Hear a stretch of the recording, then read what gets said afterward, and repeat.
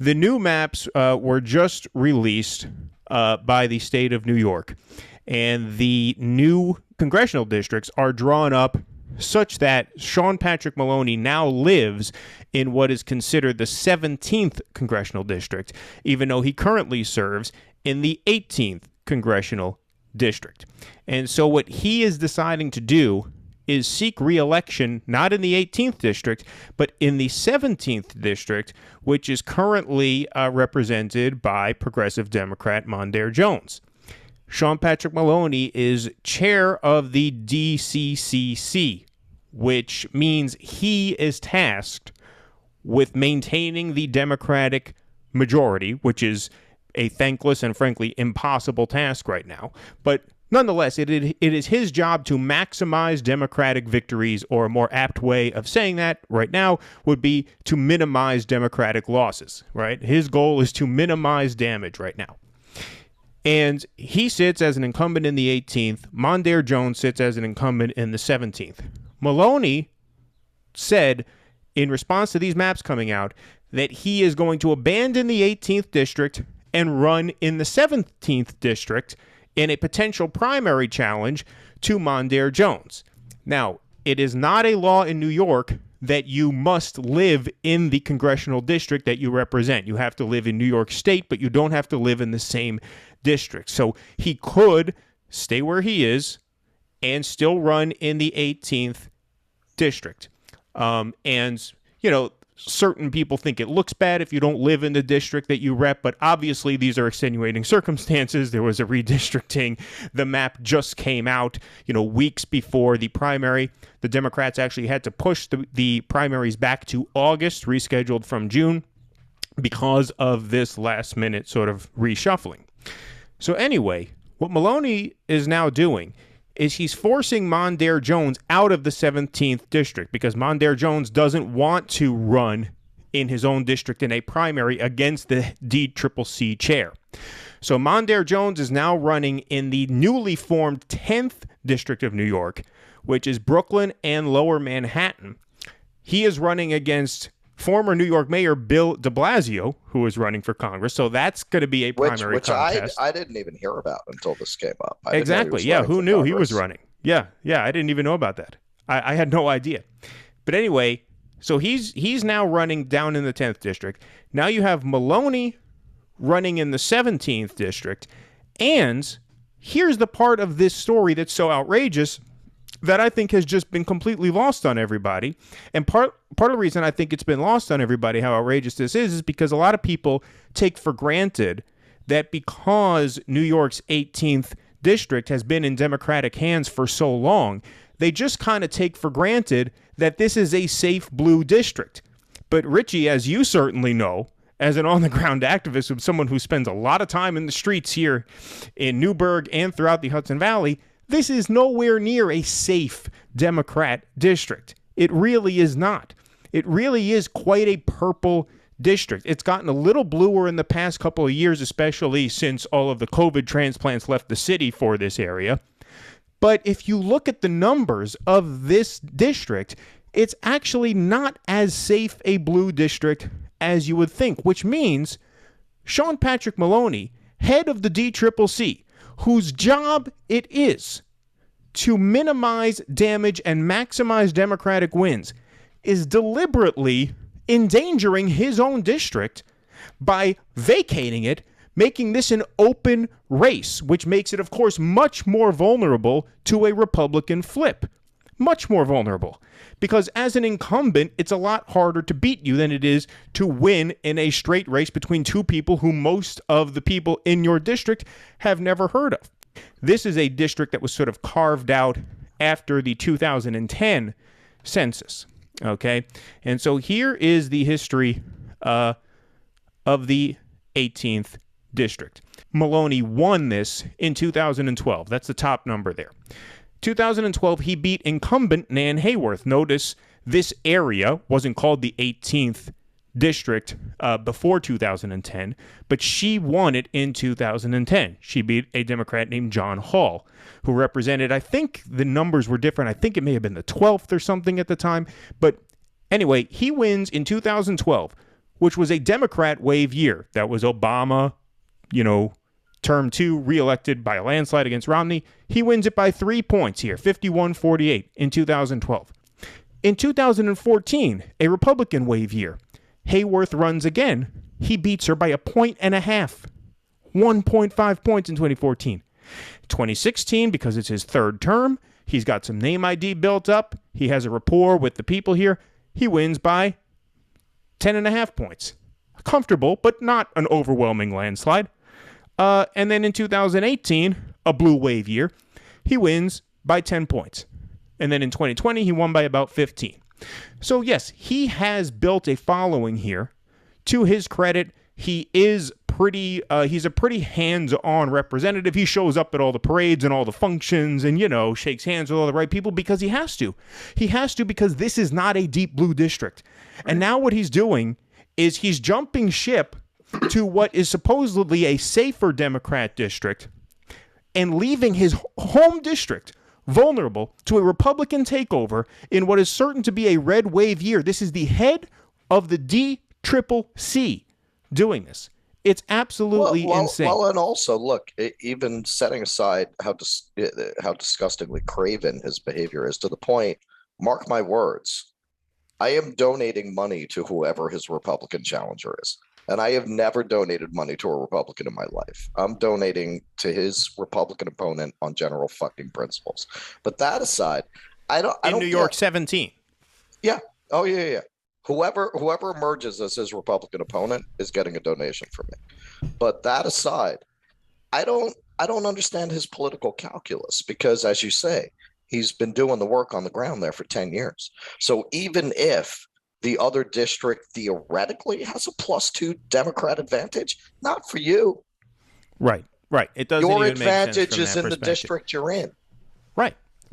Well, what's so obviously the safe play here, the obvious safe play, Stay where especially you are. in a red wave year, Always you is wanna be the everybody, incumbent. right, everybody stay where the fuck you are. Right. You run for re-election in your district, Mondaire Jones runs for re-election in his district, and then there is a primary in the newly created 10th district, and whoever wins that pretty much has the general on lockdown because that's Brooklyn and Lower Manhattan. Democrat obviously wins there. Right. But it is just unbelievably craven to do that, and stupid. I mean, you have even the liberals going nuts over this. Chris Hayes called this one of the most egregious pieces of political malpractice he's ever seen. Ryan Grimm in the Intercept write-up said that this was probably the most craven, opportunistic district swap in American political history. I mean, it's just absolutely insane. It's just absolutely incredible. Go ahead, Richie. Yeah. Well, the other thing they could have done is if everybody stayed where they were and kept things smart and safe was the 19th district with Delgado leaving to go become the lieutenant governor. Well, that's a whole other point. Why don't we set that up a little bit? So sure, go ahead. Because it disrupts the regional machine from being able to focus where it needs to. Yeah, absolutely. Now we all have to go fight for our own district rather than having the whole damn thing come together and bang out a really important win. Well, that's the thing. So, I mean, Richie, you sent me this information a couple hours back. So there are 3 districts now. So we could lose another seat. You could lose 2 more. Now, as far as I see it, the 17th, the 18th, and the 19th are now in danger. Now, the 19th district is always in danger. That was a swing district. Sure. That was Biden plus 4.6 in 2020. Right. And, look, I mean, to be honest, anything Biden plus 5 or lower is going to be very hard to keep in a red wave year like this. So the 19th was a swing district. Even in 2018, that was a swing district. Antonio Delgado beat incumbent John Faso in 2018. He was reelected in 2020. And I thought, man, he's going to have a hell of a time holding on to that seat because this is just going to be a red wave year. And sure enough, he figured the same thing. because he is now the lieutenant governor of New York State. He's split, so he's not running for re-election. So they're going to have to find another Democrat to run there who's almost certainly going to lose. Now you have the 18th, that's Richie, you and I's district. They're going to have to find somebody to run for Congress. Hey, maybe I should run for Congress. What do you think? What does everybody think about that? I think Yeah. So when we talk about who they're going to find, is that more local? Yeah, so go ahead, because you had some information on that, both on the Democrat side and the Republican side. Oh, well, yeah, Colin Schmidt is leaving the assembly to go run for the 18th. Yeah, so Colin Schmidt was the guy who actually I've brought up on this podcast once before, because he's the guy who got on the bus that was headed down to the January 6th riot to give a speech before the bus took off to the riot. Oddly enough, the speech had nothing to do with the rally itself. It was actually a pro-life speech, oddly enough. But that's when he made headlines, because people said he should resign because he spoke to a bus full of people who were going down to the riot. But yeah, he's from my neck of the woods. His campaign office was right around the corner from where I live, literally less than 2 miles away. And so, yeah, he's going to run in the 18th. So he's running here, or is he running in the 19th? Yeah, 18th. Okay, so he's going to run in the 18th.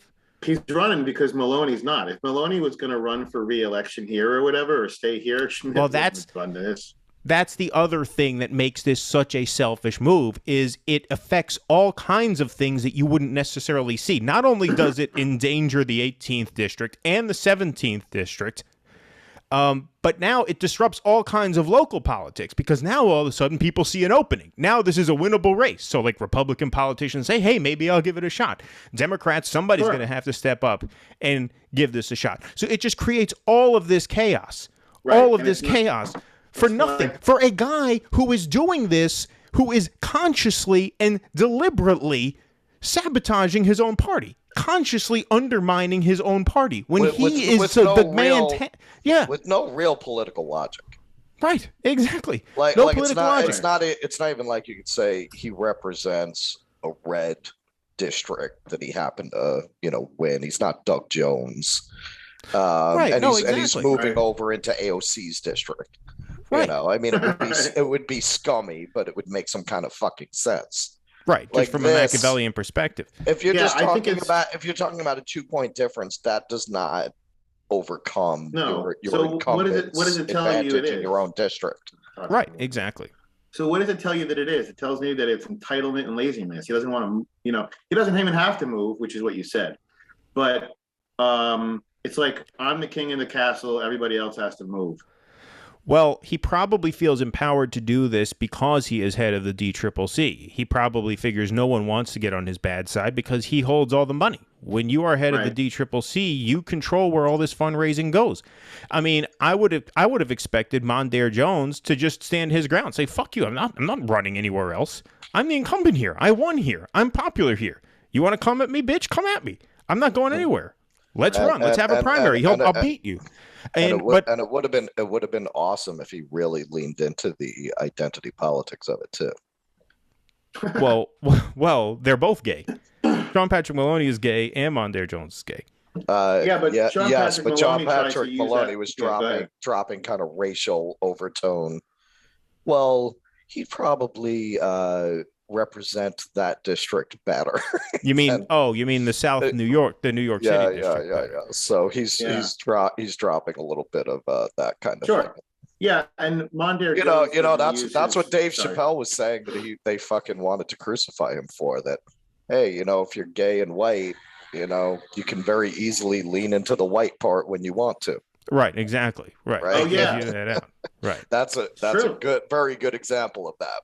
Maloney may be gay, but he pulled that white card pretty quick. Right. When it's time to be white again, you're right there for it. Right. Yeah. No, exactly. Yeah. But does Mondaire Jones I never heard him try to leverage his sexuality or whatever the word is as a qualification.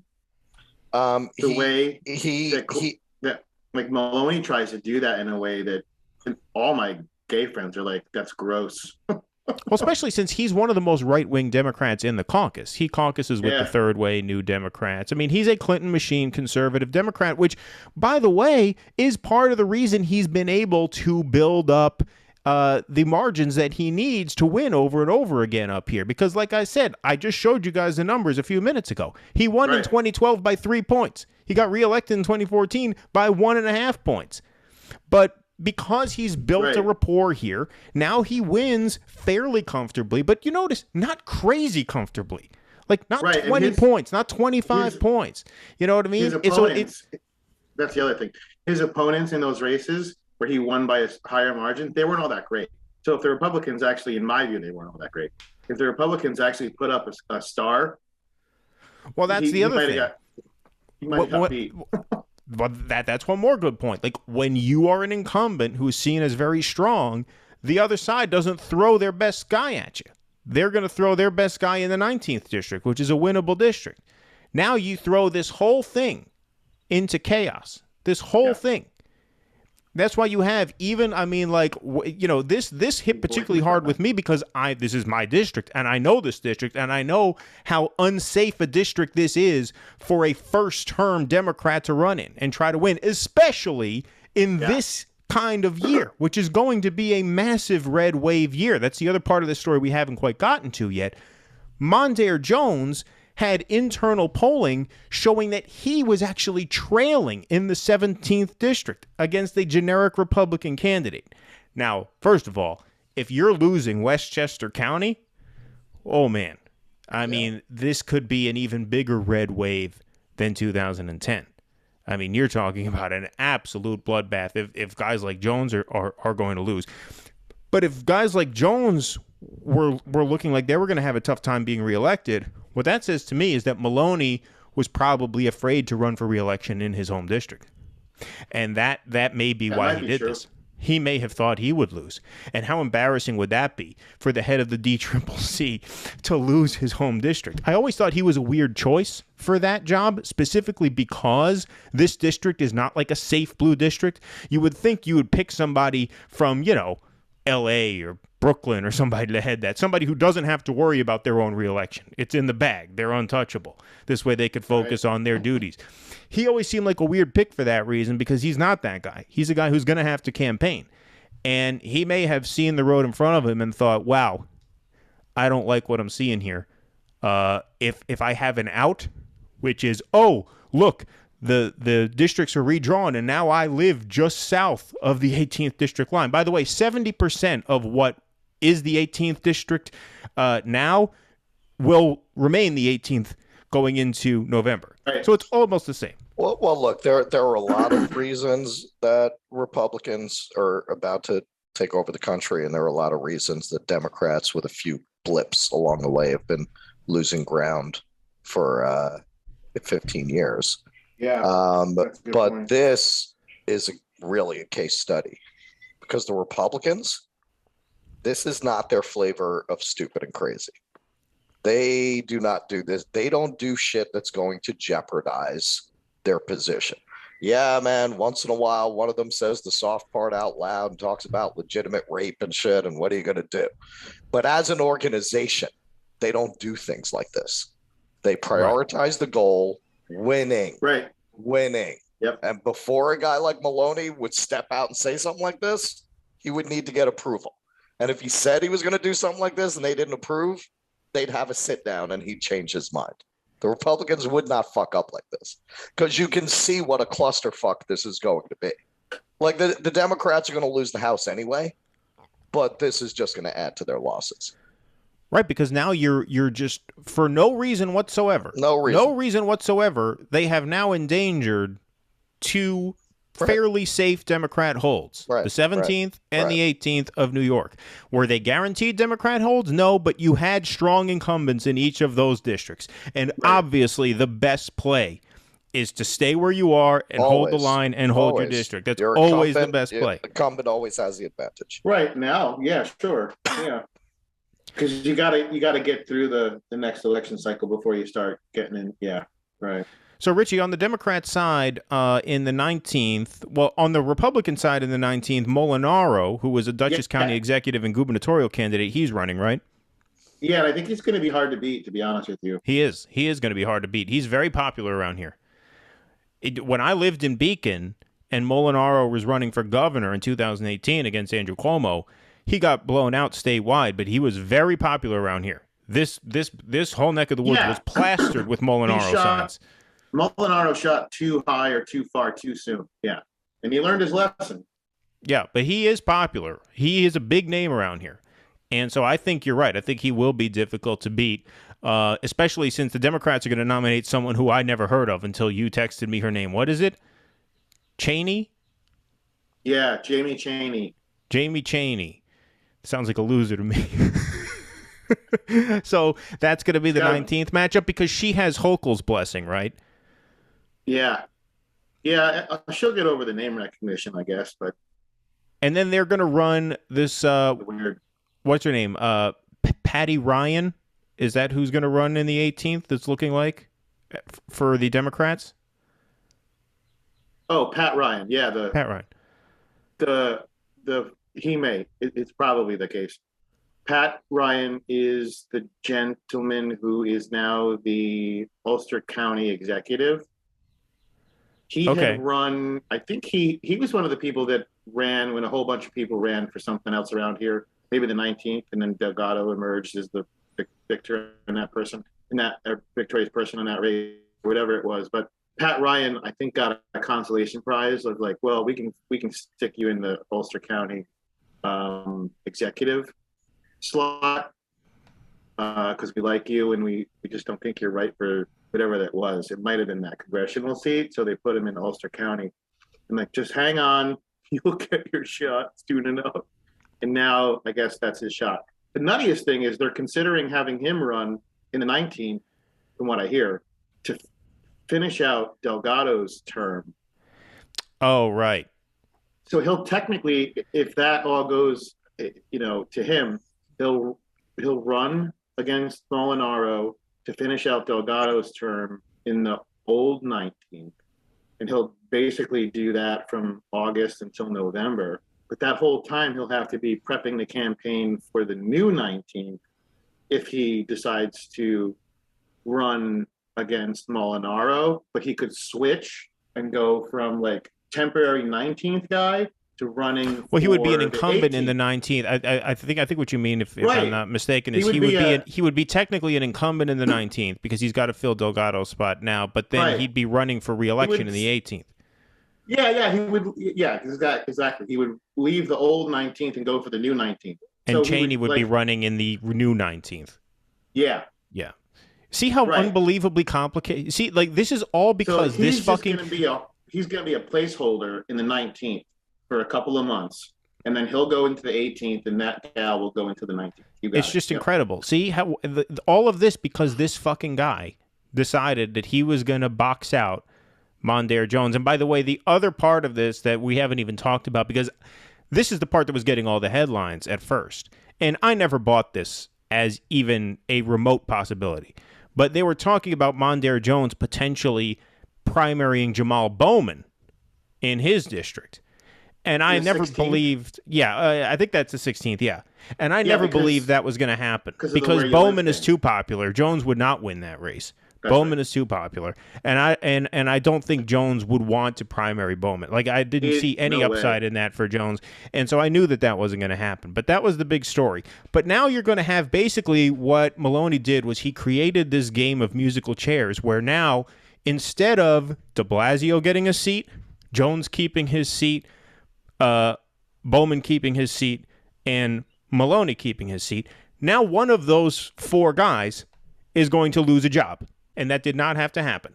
You could have had whoever wins the 10th district primary cruise to victory. You could have had Mondaire Jones hold the line in the 17th, and you could have had Sean Patrick Maloney hold the line in the 18th. Instead, he decides for whatever fucking reason, no, he's going to abandon his home district, leave that open to a Republican flip, try and win as a new candidate in a new district. Insane. Absolutely insane. My suggestion to all Democrats, I know you might not want to do it. I've never done it personally, but I don't live in that district.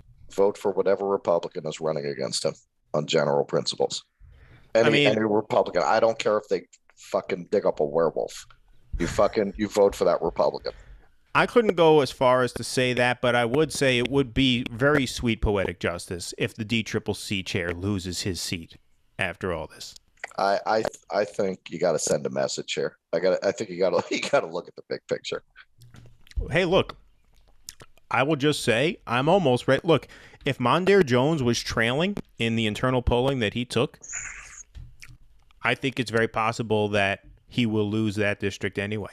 Because if Jones was trailing as an incumbent, right, yeah, then how's he going to win as the new kid on the block? And is a Republican going to win in the 18th? I think that could happen too. Not only that, I mean, as mindless as the Democratic voting base may be, look, man, when you lost Chris Hayes, who just fucking gave the queen of the Ministry of Truth a fucking rim job on the air. When you lose him, this does not motivate Democrats to come out to vote for you. It's going to leave a bad taste in a lot of people's mouths. I mean, look, the only thing I would say, fortunately for them, this is very complicated. It's tough for a lot of people to even wrap their heads around what exactly this fucker did. But Chris Hayes, primetime MSNBC Democrat loyalist Chris Hayes said this was the most egregious political malpractice he's ever seen. Mm-hmm. If that doesn't say something, I don't know what does. And I thought this was worth covering this thoroughly because this is both a national interest story, but it's also from my neck of the woods. And I feel like Richie, I mean, you and I, we live here. We shop in supermarkets here. We go outside here. We know this is not a safe Democratic stronghold. By no means. It's absolutely possible that this could flip red. Absolutely possible. Please clap.